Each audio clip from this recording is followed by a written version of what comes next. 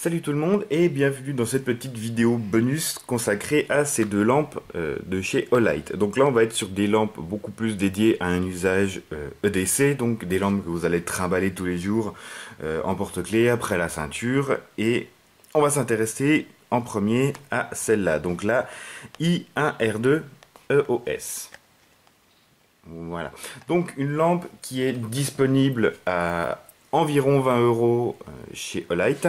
Donc là, voilà. En plus, ici, j'ai une édition limitée en vert clair, un petit peu métallisé comme ça. Donc, c'est une toute petite lampe, hein. Vous voyez, par rapport à ma main, c'est une toute petite lampe qui ira très bien en porte-clés.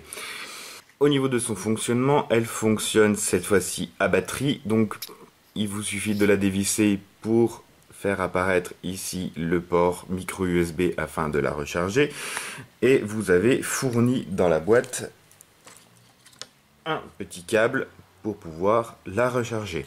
Au niveau de ces modes d'éclairage, elle a deux modes d'éclairage, un mode low à 5 lumens et un mode high à 150 lumens. Il suffit pour l'allumer de visser.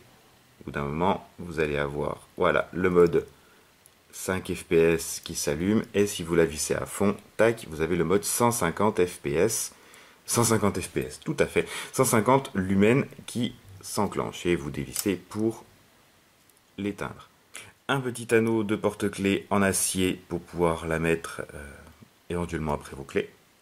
Elle a une portée d'environ 40 mètres, norme IPX8 waterproof et résistante à 1,50 m de hauteur d'impact. Pour son autonomie, on va être sur à peu près 6 heures à 5 lumens et 15 minutes à 150 lumens. Voilà. Lorsque vous la mettez en charge, vous avez un petit témoin qui s'allume et qui vous dira quand elle sera chargée. Voilà, donc là, pour le coup, ça c'est vraiment un petit gadget qui est très utile à avoir après les clés et qui pourra éventuellement vous aider assez souvent. Ensuite, la deuxième donc, que j'ai à ma disposition, il s'agit de la i5T EOS. Donc celle-ci, elle est disponible sur le shop de chez Olight pour environ 40 €. Donc celle-ci, bougez pas, je l'attrape parce que je l'ai à la ceinture. Tac. Donc là voilà, donc on est sur un modèle un petit peu plus massif, ici en violet, mais elle est disponible dans d'autres couleurs. Donc là c'est pareil, c'est une lampe qui va vraiment être un peu plus sur une utilisation EDC. Comme pour la petite, elle dispose de deux modes d'éclairage.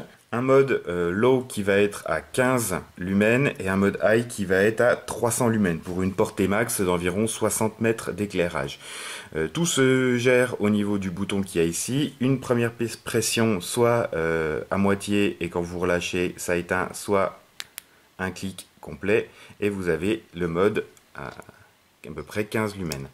Si vous faites deux pressions rapides, tac, vous avez le mode à 150 lumens qui s'enclenche. Vous pouvez le faire avec le demi-clic. En fait, si vous attendez plus d'une seconde entre les deux clips, le mode high ne s'enclenchera pas, ça restera sur le mode low. Alors que si vous cliquez rapidement, tac, voilà. Si vous attendez plus d'une seconde entre les deux clics, voilà, vous restez en mode low. Au niveau de ses autonomies, on va être sur à peu près 2 heures sur le mode high, avec la puissance qui va baisser jusqu'à à peu près 30 lumens, et 20 heures sur le mode low à 15 lumens.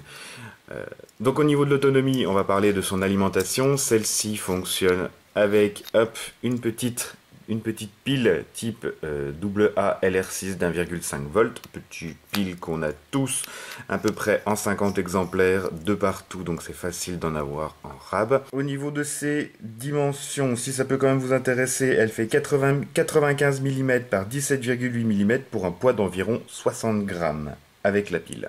Elle est fournie donc en plus avec ces petits clips en acier qui fonctionnent aussi bien dans un sens que dans l'autre. Je sais que ce genre de lampe, en fait, beaucoup de personnes s'en servent avec le clip dans ce sens-là pour la mettre après une visière, par exemple, de casquette, et s'en servir comme une lampe frontale. Voilà. Ou après, accrocher ça à la ceinture, après un passant molle, à peu près n'importe où, mais le clip est vraiment pratique et quand même amovible au cas où. Tac. Mais il reste quand même très solide et il faut forcer un bon coup pour l'enlever. Voilà. Donc vraiment là pareil, une lampe vraiment petit format qui ne prend vraiment pas de place à trimballer et qui a trouvé moi direct sa place à la ceinture pour avoir toujours vraiment une lampe à portée de main. Donc voilà, je termine ma vidéo bonus sur ces deux lampes. Là vraiment deux petits objets sans réel défaut, pas forcément de gros intérêt. À l'airsoft, à part éventuellement celle-là qu'on peut utiliser sous une réplique avec l'autre main. Mais voilà, plus de l'EDC et des petits EDC assez sympas. Voilà.